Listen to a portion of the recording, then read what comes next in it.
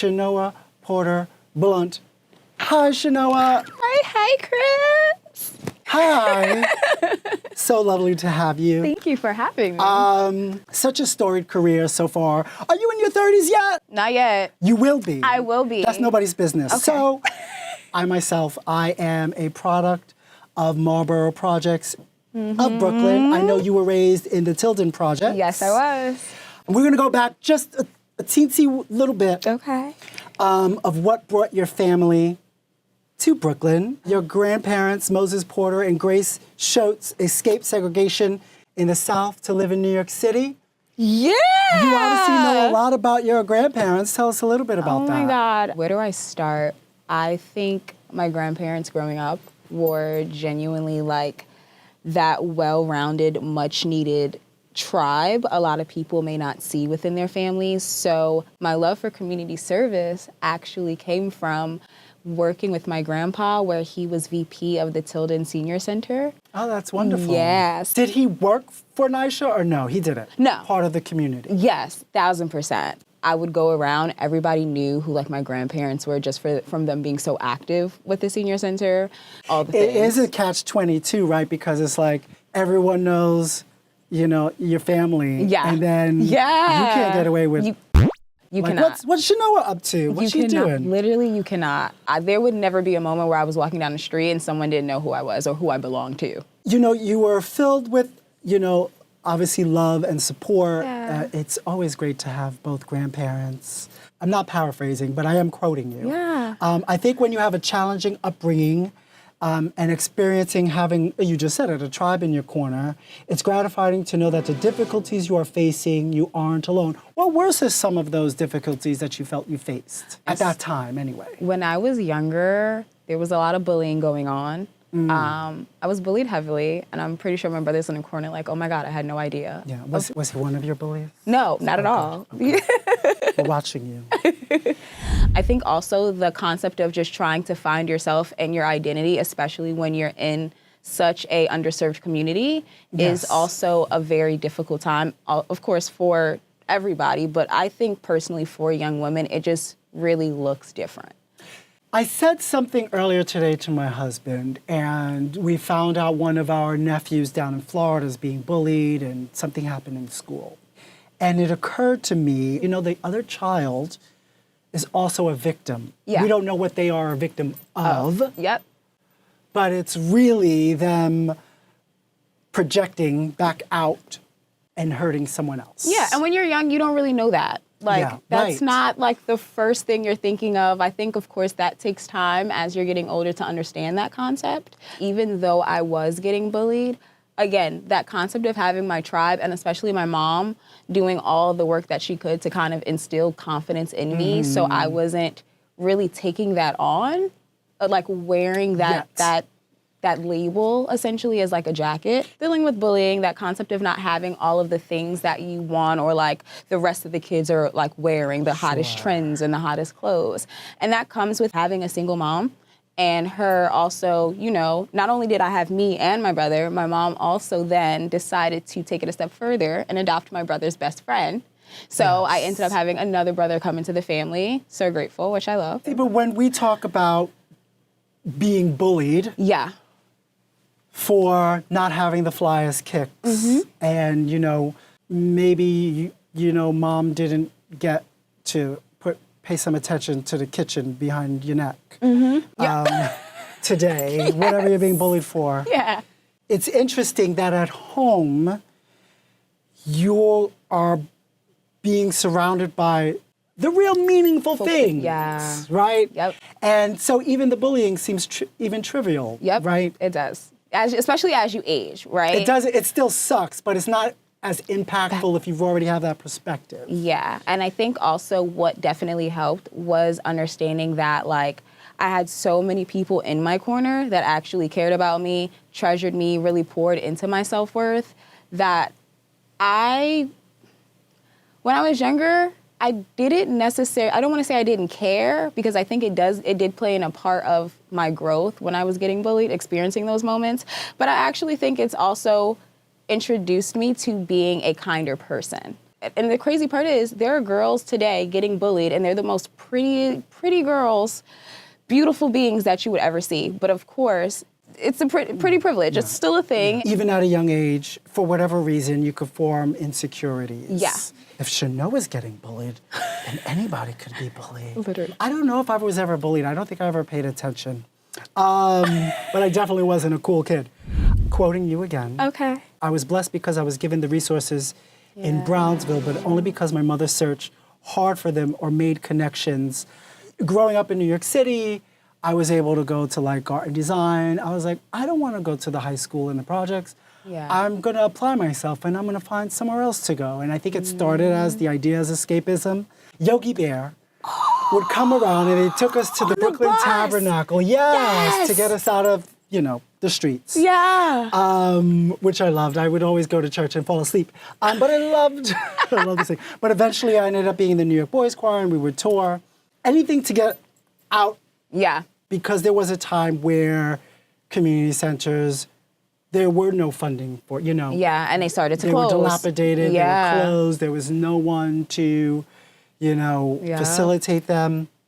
We are blessed, especially in the city, even in Brooklyn, even in Brownsville. If you look hard enough, you can find it.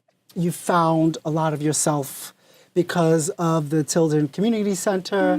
Tell us a little bit how you got into dance and what that did for you. You were starting it. So essentially the Tilden Senior Center was also a community center, of course, where I would go after school. We did a Motown event. Yeah. I was in the Jackson 5. Yeah. It was, I'm pretty sure I was Tito at the time. Yeah. Okay. We were always constantly like performing and doing different things. That led me to doing drama club at PS 184. Yeah. And I fell in love with it. I learned how to do sign language. I learned how to essentially sing, hold a note, hold a tune.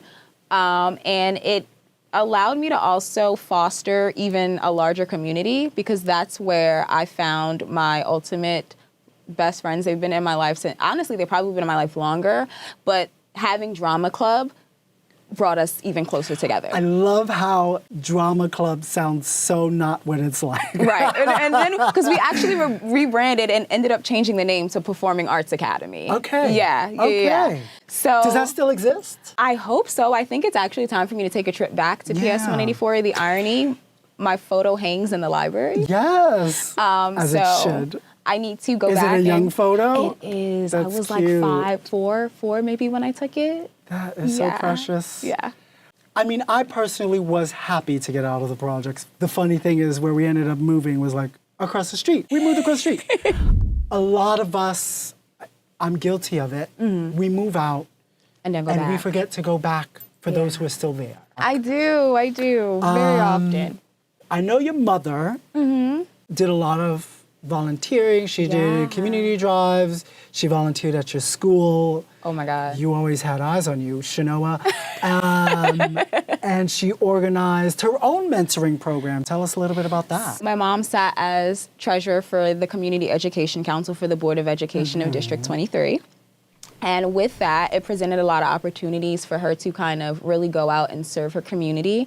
Prior to this, the way she even got started, there was a time where my mom ended up being laid off from her job. And my mom is not the type of person, she was never the type of person to sit around and just chill. Yeah. No, my mom didn't have one chill bone in her body. She was probably already ready. She was. There were two boys that were literally fighting at lunch. And normally what you see in schools, not for nothing, it's a time where, when you're working with kids, it can get stressful and it can get overwhelming, even when you are an adult. So at the time, there was a lot of let's break up fights, let's yell at the children, but not really have a coaching moment and really talking with them and helping them understand the emotions behind the anger. And I noticed that rather than my mom yelling, she sat with them and had a general conversation. It almost gave like a little therapy session in the middle of the cafeteria. It's very powerful to be the calming one in the room. Yeah. That's power. Yeah. 100%. And I just watched her, and I'm like, I'm young, and at the time, I'm like, Mom, why are you, like, wasting your time? Like, what are you doing? And not really understanding, again, until I aged, that she really wasn't. She was literally making a difference for two boys who really need to be seen at the time. And yes, just and like you, yeah, for those watching and witnessing it. Yeah. Right? 100%. That can make a very big difference. 100%. Which, of course, brings us to Stacey Blount's Rising Stars organization. Your mission is to support and uplift powerful young women through curated workshops and conferences so that they may develop their own voice and strengthen their leadership abilities. What are some of these workshops, conferences, event programs that you have for? We kind of designed a space where we actually go into schools in underserved communities, and we work with the school to develop and flesh out a kind of like curriculum system that they need. What makes an underserved community? Like, how do you define it? Not just to find it, but how, like, what is that? Like, oh, there it is. When I'm going into a space, or even if somebody's bringing me, like a lot of my peers work at schools in different spaces. So they'll come to me and say, hey, Chenoah, my girls, or like the girls that I'm working with at schools are having issues in the space of like, self-esteem. Yes. And the spaces of just like leadership. For the audience. When we say underserved, it's not just economic. No. 100%. Right? It's resources.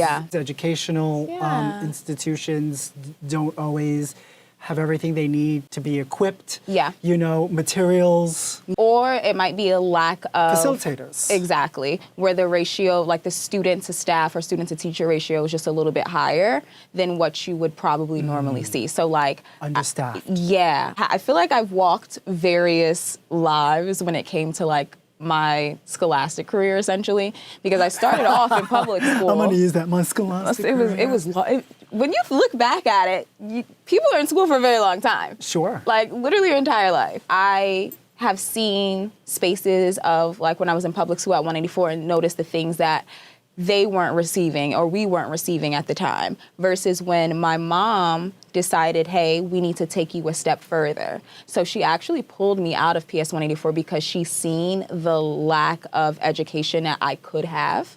And she placed me into a space where I was learning more, learning at a faster rate, which of course me learning at a faster rate gives me that ability to learn more. And then where I was also able to really hone in on the things that I loved. At the time, it was science. So I then got put into a space where I'm now learning how to build a capsella kit, which I don't know, I have to take it back. Capsella was like you're gonna have to the thing of the time. I am. It was like the thing of the time of like where you were building your own where you would build like your own robot. So it was kind of like you were also learning engineering as well. And mind you, at the time I'm in 6th grade learning this. And I think I learned the gap when I decided to visit my best friend. And there was like a simple math equation it was an algebraic equation that was like 4x plus 2 equals 8. In class, we were all trying to figure this out, and we had to like go to the end of the book, and of course, the answer's at the back of the book. That was back then. Oh, yeah. Yeah. Well, no, there's still some textbooks. Yeah. Okay. I was like, oh, this is easy. Let me break this down for you. So she grabbed her little chalkboard, and I literally like busted it out, and she looked at the back of the book, and she was like, okay, you have to take me through this one more time because I now have to go and give this to the class. One of the, I'll just say things that you feel sets your programming apart is personal connection with the young people you serve. Yes. By the way, I love how you frame young women whose, voices, if they're unheard, they're drowned out. Yeah. I love how you frame them as rising stars. Yeah. That was the doing of one of my mom's closest friends. She also sat on the council with my mom back in Brooklyn. And realistically, she knew that my mom had this goal. So I'm living my mom's legacy. She wanted to build this program. She actually wanted to build a debutante program. But we kind of had to bring her. I did too. I thought it was a beautiful idea. But I think realistically, when she walked the journey of making sure that I had all the tools and resources I needed, she realized how much money and time, the trade-off, or like I'm learning, the return on investment would be a little bit extensive for girls my age and girls in my same situation or in my same area. Do you still have family in the South? Yeah. Presumably that's where the whole That's attraction or inspiration for debutante I think so. I events really come do. from Yeah. still, right? Because my family, like my grandparents, were rooted in the South, essentially, before migrating up to Brooklyn, New York. So yeah, like I can only imagine how, and this is the thing that sometimes sucks when you lose a parent, is the concept that you never get to learn them fully and truly. So now I'm like learning my mom through all of the people that knew her. Well, these people who you have, and thankfully they're still around, affording you that space to learn more about mom, Yeah. is their way of keeping her alive. And then for you, you know, we're still talking about Stacey. You know, they're never gone. I have my abuelita with me. I have some of her ashes in here. I love that. A lot of the things that I wear, like even this necklace that I have on, I've had forever. She's done broke in half, and I got this from my brother. This is a way of keeping them alive in spaces and bringing them into rooms that they're not in. Yes. Right?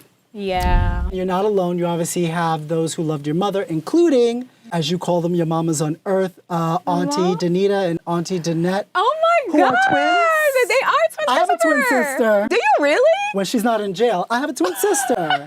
Oh my God. I had no idea. Yeah. Yeah. Mama bears. They feel like moms because of the fact that I've spent so much time also with them. So ever since I was a little girl, Auntie Danette lives in the South.